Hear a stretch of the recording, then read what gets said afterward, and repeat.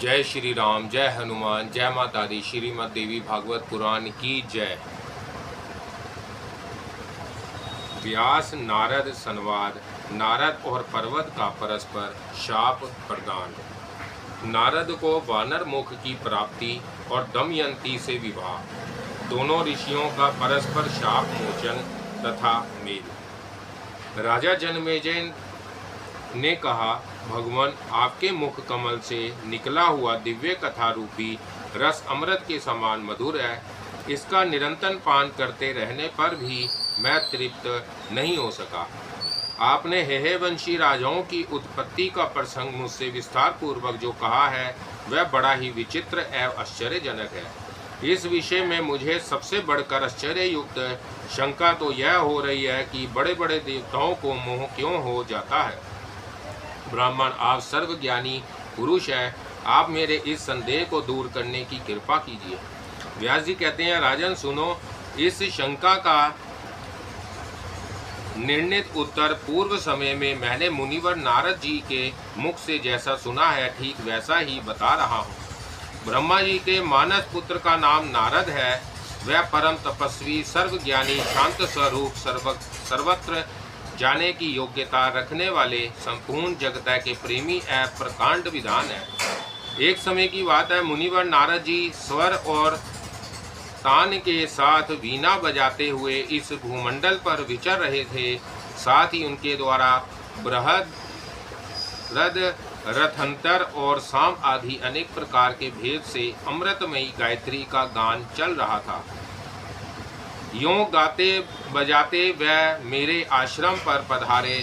उस समय मैं शम्या प्रयास नामक महान तीर्थ में था। वह परम पावन स्थान सरस्वती नदी के तट पर है। कल्याण और ज्ञान प्रदान करने वाले उस तीर्थ में बहुत से सुप्रसिद्ध मुनि निवास करते हैं। ब्रह्मा जी के मानस पुत्र महान तेजस्वी मुनिवर नारद जी का आगमन देखकर मैं उठकर खड़ा हो गया और सम्यक प्रकार से मैंने उनकी पूजा की। जब पाद अर्घ आदि स्वीकार करके नारद जी शांत भाव से आसन पर विराज गए, तब मैं भी उनके पास बैठ गया। राजन, मैंने देखा ज्ञान की चरम सीमा तक पहुँचने में कुशल मुनि जी का मार्गश्रम अब दूर हो गया। उनका चित्त शांत है। तब अभी जो प्रश्न तुमने मुझसे किया है वही मैंने उनसे किया था। मैंने कहा, मुने, इस मिथ्या जगत में प्राणियों को क्या सुख है? सम्यक प्रकार से विचार करने पर कहीं भी किंचित मात्र भी सुख मुझे दिखाई नहीं पड़ता। तदंतर व्यास जी ने अपना सारा पूर्व वृतांत तथा उसी के प्रसंग में कौरव पांडवों की बात सुनाकर अंत में नारद जी से कहा, नारद जी, मेरा मन सदा अशांत बना रहता है। झूले पर बैठा हुआ यह अशांत मन कहीं भी स्थिर नहीं रह पाता। मुनिवर, आप सर्वज्ञ पुरुष हैं, मेरा संदेह दूर करने की कृपा कीजिए। तब परमार्थ ज्ञानी नारद जी मेरी बात सुनने के पश्चात मुस्कुराकर मुझसे प्राणियों को मोह होने के कारण बताने लगे। नारद जी ने कहा, परमार्श नंदन व्यास जी, आप क्या पूछते हैं? पुराण वेता मुनिवर, यह बिल्कुल निश्चित है कि इस संसार में रहने वाला कोई भी प्राणी मोह से अछूता नहीं रह सका। बड़े बड़े देवता तथा ऋषि मुनि सब के सब मोह के अधीन होकर संसार मार्ग में निरंतर चक्कर काटते रहते हैं। मैं स्वयं अपने ऊपर बीती हुई बातें बतलाता हूँ, सुनने की कृपा करें। व्यास जी, मुझे जैसे महान दुख का अनुभव करना पड़ा था, उसमें मोहवश स्त्री की प्राप्ति के लिए अपना फंस जाना ही कारण था। एक समय की बात है, मैं और पर्वत मुनि उत्तम भारतवर्ष को देखने के विचार से स्वर्ग से पृथ्वी पर उतरे। तीर्थ को देखते हुए हम दोनों एक साथ धरातल पर घूमने लगे। हमें मुनियों के बहुत से पवित्र आश्रम दृष्टिगोचर हुए। स्वर्ग से चलते समय हम दोनों ने यह प्रतिज्ञा की थी कि जिसके मन में जैसा विचार उत्पन्न हो वह एक दूसरे से कह दे। मनोभाव चाहे पवित्र हो अथवा अपवित्र, किंतु एक दूसरे से कभी उसे छिपा कर ना रखा जाए। स्त्री, धन अथवा भोजन विषयक जैसी भी इच्छा जिसके मन में उत्पन्न हो वह परस्पर एक दूसरे से अवश्य कह दे। इस प्रकार की प्रतिज्ञा करके हम दोनों स्वर्ग से पृथ्वी पर आए और एक चित्त होकर इच्छानुसार भूमंडल पर विचरने लगे। हम दोनों इस लोक में भ्रमण कर रहे थे। इतने में ग्रीष्म ऋतु समाप्त होकर वर्षा ऋतु का आगमन हो गया। तब हम लोग राजा संजय की सुरम्य नगरी में चले गए। राजा संजय बड़े सज्जन पुरुष से उन्होंने भक्ति पूर्वक हमारा भली भांति स्वागत सम्मान किया। उन्हीं के भवन पर रहकर हमारा चौमासा व्यतीत हुआ। वर्षा ऋतु के 4 महीने मार्ग में बहुत कष्टप्रद होते हैं, अतः विज्ञ पुरुष उतने समय तक एक जगह रहना ही उचित समझते हैं। सुख की आशा रखने वाला पुरुष कार्यवश 8 महीने सदा विदेश की यात्रा कर सकता है, किंतु वह वर्षा ऋतु में बाहर जाने का दुस्साहस ना करे। इस प्रकार मन में सोचकर हम दोनों व्यक्ति राजा संजय के यहाँ रह गए। उन महानुभाव नरेश ने बड़े आदर के साथ हमारा आतिथ्य किया। राजा संजय की एक सुंदरी कन्या थी, उसका नाम दमयंती था। राजा की आज्ञा से वह परम सुंदरी कन्या सदा हमारे सत्कार में संलग्न रहती थी। वह बड़ी विदुषी थी, उसके नेत्र बड़े विशाल थे, उसका उद्यमी स्वभाव था। वह किसी भी समय हम दोनों की सेवा से मुख नहीं मोड़ती थी। हम दोनों के सामने सदा अभिलषित पदार्थ उपस्थित किया करती थी। उसके द्वारा मन के अनुकूल भोजन, आसन आदि का पूरा प्रबंध हो जाया करता था। इस प्रकार हम दोनों मुनि राजा संजय के भवन पर सत्कृत होकर रहने लगे। वेद का स्वाध्याय करना हमारा स्वाभाविक गुण है ही, अतः हम अपने वेदा व्रत में सदा संलग्न रहते थे। मैं हाथ में वीणा लेकर उत्तम स्वर से साम वेद गाया करता था। कान को सुख पहुँचाने वाले उस गान में मधुरता भरी हुई थी। मेरे मनोहर साम गान को सुनकर राजकुमारी दमयंती मुझ पर आसक्त हो गई। उस परम विदुषी के मन में अब मेरे प्रति प्रगाढ़ प्रेम उत्पन्न हो गया और उस प्रेम की मात्रा उत्तरोत्तर बढ़ती ही चली गई। ऐसी स्थिति में प्रेम करने वाली उस सुंदरी के प्रति मेरा मन भी चलायमान हो गया। अब तो मुझ में विशेष अनुराग रखने वाली राजकुमारी मेरे और पर्वत मुनि के लिए जो भी सेवा कार्य या वस्तु उपस्थित करती थी, उसमें कुछ भेदभाव होने लगा। वह मुझे जिस प्रकार प्रेम से देखती थी, वैसे ही पर्वत मुनि को भी देखना उसके लिए संभव नहीं रहा। राजकुमारी दमयंती के ऐसा सेहुतुक प्रेम को देखकर पर्वत मुनि ने मन में विचार किया कि ऐसा क्यों हो रहा है। उनके आश्चर्य की सीमा ना रही। तदंतर उन्होंने एकांत में मुझसे पूछा, नारद, बात क्या है? स्पष्ट रूप से बताने की कृपा करो। राजकुमारी तुम्हारे प्रति जैसा अधिक अनुराग रखती है, मेरे प्रति उसका वैसा प्रेम नहीं है। यह भेद मेरे मन में संदेह उत्पन्न कर रहा है। जान पड़ता है राजकुमारी के मन में तुम्हें पति बनाने की इच्छा सर्वथा निश्चित हो गई है। लक्ष्मणों को देखकर मेरी समझ में आ रहा है कि तुम्हारा अभिप्राय भी वैसा ही है, क्योंकि आँख और मुंह के भाव प्रेम के कारण सूचित कर देते हैं। मुने, सच्ची बात कहो, स्वर्ग में चलते समय हम लोगों ने जो प्रतिज्ञा की थी, इस समय तुम्हें उस पर ध्यान रखना चाहिए। नारद जी कहते हैं, जब पर्वत मुनि ने अत्यंत आग्रह के साथ मुझसे कारण पूछा, तब बड़े संकोच में भरकर मैं उनसे कहने के लिए उद्यत हुआ। मैंने कहा, पर्वत विशाल नेत्रों वाली यह राजकुमारी मुझे पति बनाना चाहती है, यह सत्य है, और इसके प्रति मेरी भी मानसिक भावना वैसी ही बन चुकी है। मेरे इस सत्य वचन को सुनकर मुनिवर पर्वत के मन में क्रोध उत्पन्न हो गया। उन्होंने मुझसे कहा, नारद, तुम्हें बार बार धिक्कार है, क्योंकि पहले प्रतिज्ञा करके तुमने मुझे बड़े भारी धोखे में डाल दिया है। अरे मित्र दोही, मैं तुम्हें शाप दे रहा हूँ, तुम अभी बंदर के मुंह वाले बन जाओ। पर्वत मुनि महात्मा पुरुष थे। जब रोष में भरकर उन्होंने शाप दे दिया, तब तुरंत मेरे मुख की आकृति बंदर की हो गई। संबंध में वह मुनि मेरी बहन के लड़के थे, पर क्रोधवश मैं भी उन्हें क्षमा ना कर सका। मैंने भी शाप दे दिया, अब से तुम भी स्वर्ग के अनाधिकारी हो जाओ। पर्वत, तुम्हारी बुद्धि बड़ी खोटी है। इतने थोड़े से अपराध पर तुमने मुझे शाप दे दिया, अथवा तुम भी अब मृत्यु लोक की ही हवा खाते रहो। तदनंतर पर्वत मुनि अत्यंत उदास होकर नगर से निकल पड़े। मेरा मुख भी बंदर के मुंह जैसा हो गया। राजकुमारी परम विदुषी थी। वीणा का स्वर सुनने में वह बड़ा उत्साह रखती थी। जब उसने मुझ क्रूर बंदर को देखा तब उसके मुख पर अप्रसन्नता की धनी छटाए छा गई। व्यास जी ने पूछा, ब्राह्मण, इसके बाद क्या हुआ? आपने शाप से कैसे छुटकारा पाया? फिर आपकी मुखाकृति मनवा कर कैसे हुई? यह प्रसंग पूर्ण रूप से बताने की कृपा करें। फिर आप दोनों महानुभावों का कब, कहाँ और कैसे सम्मिलन हुआ, यह सभी बातें विस्तार पूर्वक बताने की कृपा करें। नारद जी ने कहा, महाभाग, क्या कहूँ, माया की गति बड़ी ही विचित्र है। कुपित होकर पर्वत मुनि के चले जाने पर मैं प्राय दुख ही भोगता रहा। यद्यपि राजकुमारी दमयंती सेवा में तत्पर होकर सदा मेरा सहयोग ही करती रही।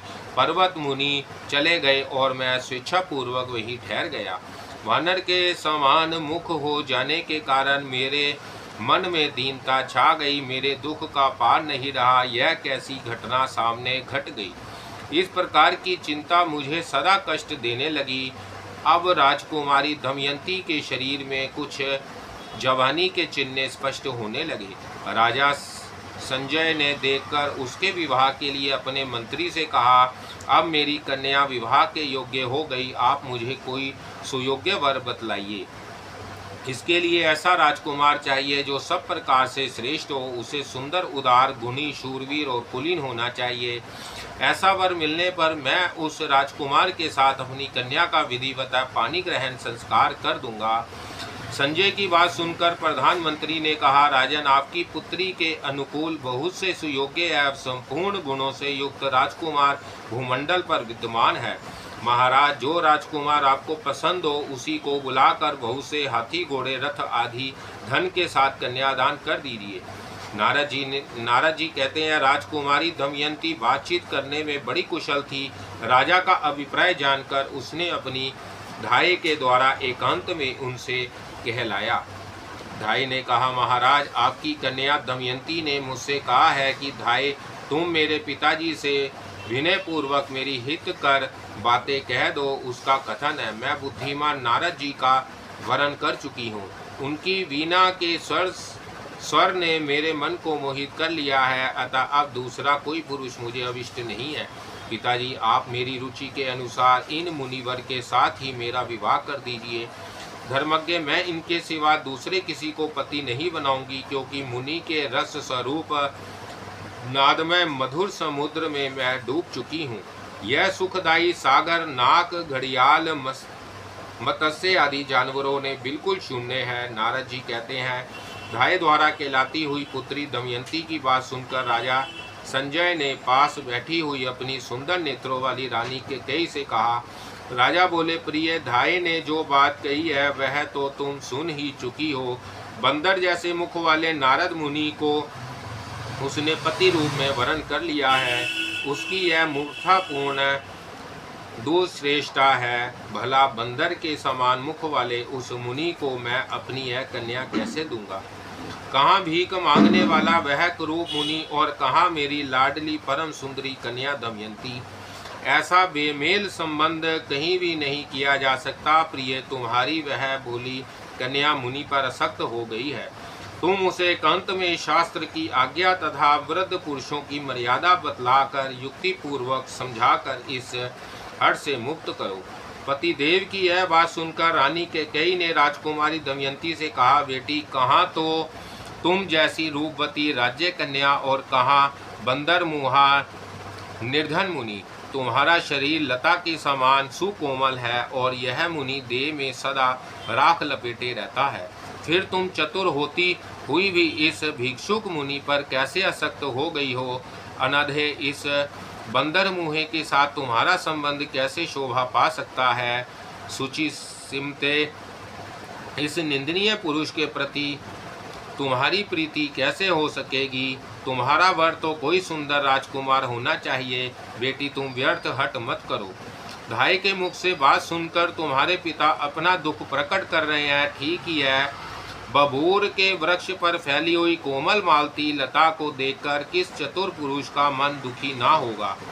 जगत में मूर्ख कहलाने वाला मानव भी ऊंट को खाने के लिए कोमल पान के पत्ते नहीं देता है। विवाह के अवसर पर तुम इस नारद के पास बैठो और यह तुम्हारा पानी ग्रहण करे, इसे देखकर किसका चित्त नहीं जलेगा।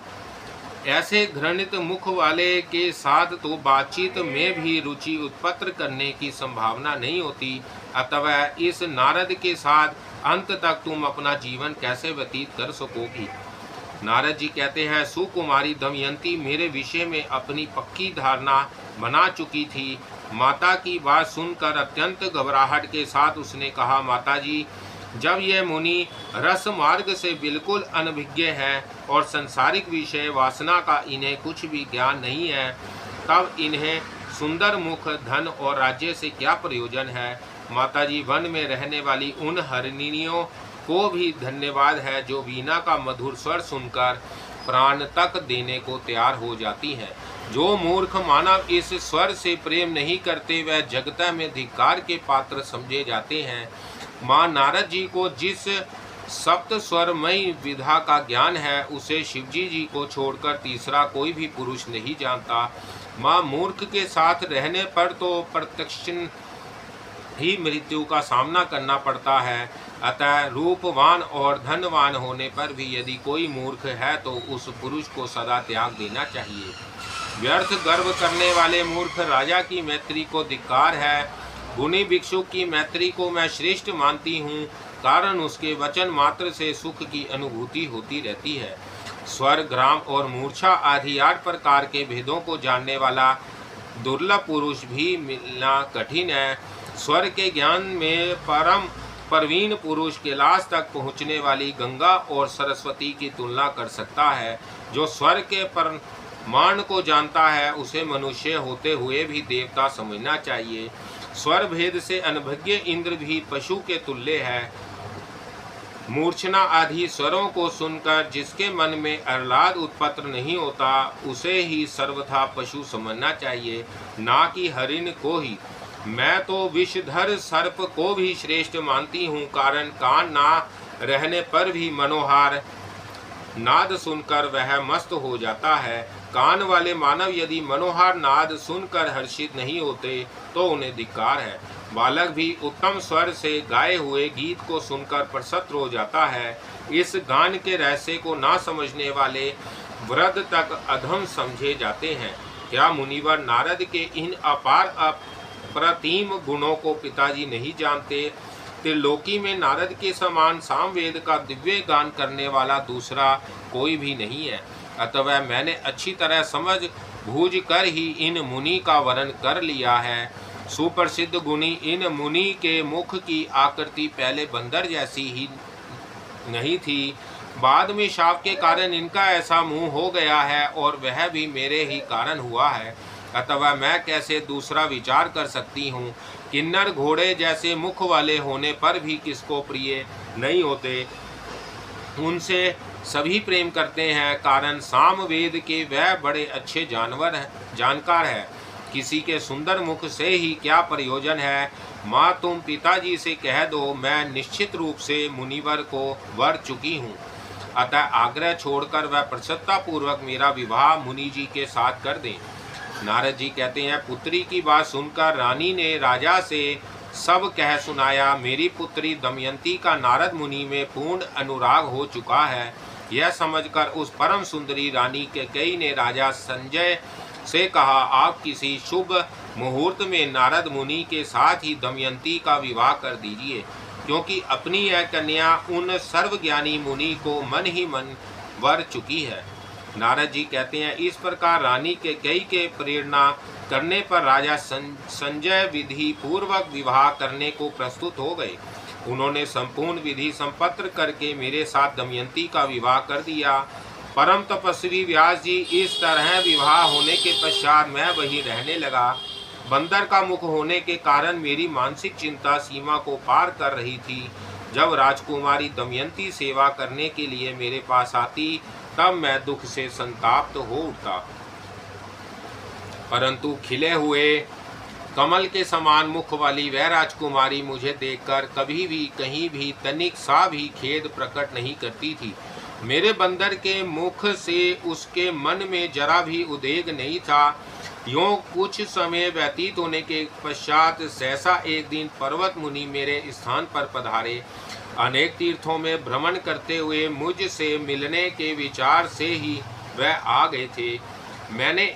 मैंने उनका पर्याप्त सम्मान किया, उनकी विधिवत पूजा की। एक दिन वह आसन पर बैठे थे। उस समय मुझको और दमयंती को देखकर उनका मन दुखी हो गया, क्योंकि मेरी स्थिति बड़ी ही दयनीय थी। बंदर का मुख होने के कारण विवाह करके मैं अत्यंत चिंतित हो कालक्षेप कर रहा था। मुझ अपने मामा को ऐसा दुखी देखकर उन परम दयालु मुनि ने कहा, मुनिवर नारद, क्रोध में आकर मैंने तुम्हें शाप दे दिया था, किंतु सुनो, अब मैं अब उसे दूर कर देता हूँ। नारद, अब तुम मेरे पुण्य के प्रभाव से पुनः सुंदर मुख वाले बन जाओ, क्योंकि इस समय राजकुमारी को देखकर मेरा मन करुणा से ओतप्रोत हो गया है। नारद जी कहते हैं, मुनिवर, पर्वत की बात सुनकर मेरा मन भी नम्रता और कृतज्ञता से भर गया। उसी क्षण मैंने भी जो उन्हें शाप दिया था उसका मार्जन कर दिया। मैंने कहा, मुनिवर पर्वत, तुम मेरी बहन के सुयोग्य पुत्र हो। तुमको मैंने शाप दे दिया था, उसे स्वेच्छापूर्वक सानंद वापस ले रहा हूँ, अतः तुम स्वर्ग में जा सकते हो। फिर तुरंत पर्वत मुनि के कथानुसार उनके देखते देखते ही मेरा मुख अत्यंत सुंदर बन गया। अब राजकुमारी के हर्ष की सीमा नहीं रही। उसने तुरंत अपनी माता से कहा, माँ, तुम्हारे परम तेजस्वी जमाता अब सुंदर मुख वाले बन गए हैं। पर्वत मुनि की आज्ञा के अनुसार उनके शाप से इनका उद्धार हो गया है। पुत्री की बात सुनकर रानी ने राजा से यह प्रसंग कह सुनाया। सुनते ही राजा संचय परम प्रसन्न होकर मुझे देखने के लिए वहां पधारे। उस समय उन महाभाग नरेश के मन में अपार आनंद हो रहा था। उन्होंने मुझे उपहार में बहुत सा धन दिया और मेरे भागी ने पर्वत मुनि को भी सादर उपहार समर्पित किया। मेरी इस जीवन में यह सब प्रकट प्रसंग घट चुके हैं। मेरे अनुभव से यह महामाया का ही प्रभाव एवं महात्मय है। महाभाग, माया के गुण से विरचित यह संसार बिल्कुल असक्त है। इसमें आसक्त होकर रहने वाला कोई भी प्राणी ना सुखी हो सकता है, ना और ना होगा। काम, क्रोध, लोभ, मत्सर, ममता, अहंकार और मद, ये सभी असीम बलशाली हैं। इन पर किसने विजय पाई है? मुने सत्व, रज, तम, ये तीन गुण ही प्राणियों के देह धारण करने में सर्वथा कारण होते हैं। व्यास जी, एक समय की बात है, मैं भगवान विष्णु के साथ वन में घूम रहा था। आपस में कुछ विनोद की बातें चल रही थी। उसी क्षण मुझे अनायासी स्त्री हो जाना पड़ा। प्रभु की माया के बल से मोहित हो जाने के कारण मैं एक राजा की स्त्री बन गया और उस राजभवन में रहकर मैंने बहुत से पुत्र प्रसव किए। व्यास जी ने पूछा, मुने, आप इतने बड़े ज्ञानी पुरुष होते हुए भी कैसे स्त्री रूप में परिणत हो गए? साधो, आपकी बात सुनकर मुझे अत्यंत आश्चर्य हो रहा है। बताइए, आप पुनः पुरुष कैसे हुए? यह सभी बातें बताने की कृपा करें। साथ ही यह भी बताएं कि किस राजा के घर में रहकर आपने कैसे पुत्र उत्पन्न किया। महामाया के इस अद्भुत चरित्र को कहने की कृपा कीजिए, जिसने चराचर सहित इस अखिल विश्व को मोहित कर रखा है।